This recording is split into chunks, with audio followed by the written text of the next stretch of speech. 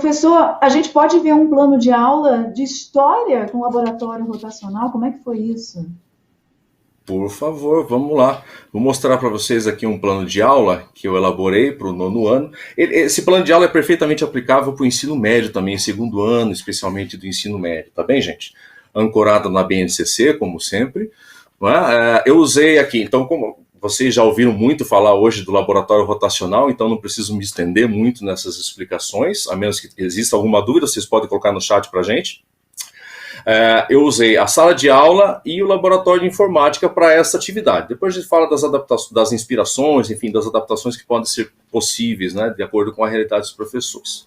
A sala de aula, eu usei esse recurso, aí, essa estratégia chamada de brainwriting. Né? E no laboratório de informática, eu criei um jogo, né? A Cobra Vai Fumar, estou falando aqui do Brasil na Segunda Guerra Mundial. Aliás, por tocar nesse assunto, por que eu pensei nesse tema, né? Talvez você, professor de outros componentes curriculares, tenha a mesma dificuldade que eu. Muitas vezes você quer propor uma discussão ou algum assunto e você vê que os alunos não sentem certa afinidade por aquele assunto, né? Tem assuntos que os alunos realmente relutam muitas vezes e a gente tem que refletir sobre a nossa prática, né?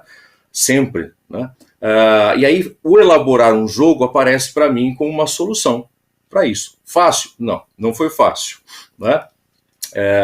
Comecei ali usando cruzadinha, quebra-cabeça, enfim, jogo de tabuleiro feito à mão, quebra-cabeça feito à mão. Há muitas formas de se pensar isso. Então eu trouxe para vocês um laboratório rotacional usando algumas estratégias diferentes em cima do ensino híbrido. Né? Por que eu escolhi o laboratório rotacional para fazer esse jogo, essa aula? Primeiro, pelo tempo. Né? Eu precisava da informática, eu preciso de computadores ou de celulares, porque esse jogo roda em qualquer celular.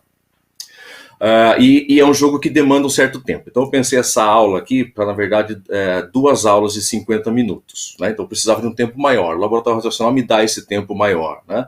De outro lado, eu precisava ter uma discussão um pouco mais extensa com os alunos também, né? Em sala de aula. Então, eu estou na sala de aula fazendo brainwriting com os alunos, que eu já vou explicar como que funciona. E no laboratório de informática, eles estão fazendo o jogo. Eu não dou nenhuma aula expositiva anterior a isso. Né? Eles estão estudando a Segunda Guerra Mundial e, geralmente, quando chega o Brasil na Segunda Guerra, eu percebo que o ânimo diminui um pouco. Então, eu resolvi colocar um jogo nesse momento para engajar os alunos, para motivá-los. Tá bem? Vamos ver como funciona o brainwriting? Isso. Então, em sala de aula, o que eu faço com os meus alunos? O laboratório rotacional, eles são divididos em 2 grupos. Então, eles ficam em 2 grupos menores. Um na sala de aula e outro no laboratório de informática. Enfim, na sala de aula comigo, eu os divido em grupos com 5 alunos, né? Neste caso aqui. Então, eu tenho... Portanto, vão dar poucos grupos. Talvez você tenha problemas com alunos que são muito tímidos, né? Que não gostam de se expor, ainda que de forma escrita, que é o caso aqui, né? Ele pode se expor só de maneira escrita.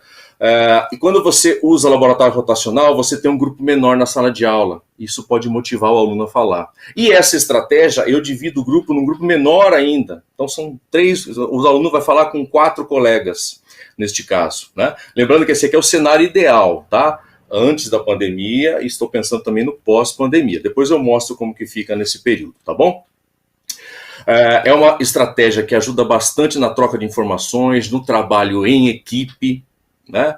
O professor tem que deixar claro para os alunos que todas as ideias são importantes aqui, tá bem? Mas vamos para o formato. São 5 alunos em cada grupo. Cada aluno vai receber um textinho, que é o disparador das ideias, que eu vou mostrar depois, e uma tabela. Né? Eu estou usando uma tabela por grupo aí. Tem gente que coloca de outras formas. Você pode adaptar da melhor forma que você quiser. Eu uso uma tabela e cada membro dos grupos recebe um texto diferente. O que os alunos têm que fazer nessa tabela? Cada um vai escrever ideias que teve a partir do texto que leu. Até 3 ideias. Após ele escrever as 3 ideias dele, ele passa a tabela para o colega ao lado e ele vai fazer o mesmo. Ele tem que colocar ideias novas. Por isso que tem que ficar de olho no texto que você escolhe para usar, né? Para que ele realmente tenha ideias novas utilizando isso aí. Ele escreve até 3 ideias novas ou complementa as anteriores. E assim vai até todos os alunos terem escrito na tabela. E aí no final essa tabela é entregue ao professor. né? O professor pode, inclusive, fazer um momento ali de conversa, pode discutir os textos com os alunos, as impressões, e o professor vai registrar num flipchart, enfim, em algum lugar, as ideias principais que apareceram ali, né? Então, eu trouxe aqui os trechos para vocês só darem uma olhada mais ou menos. Pode passar o próximo slide, Tati, por favor? Então, aqui, perceba o que eu queria dentro da sala de aula, no meu componente curricular de história.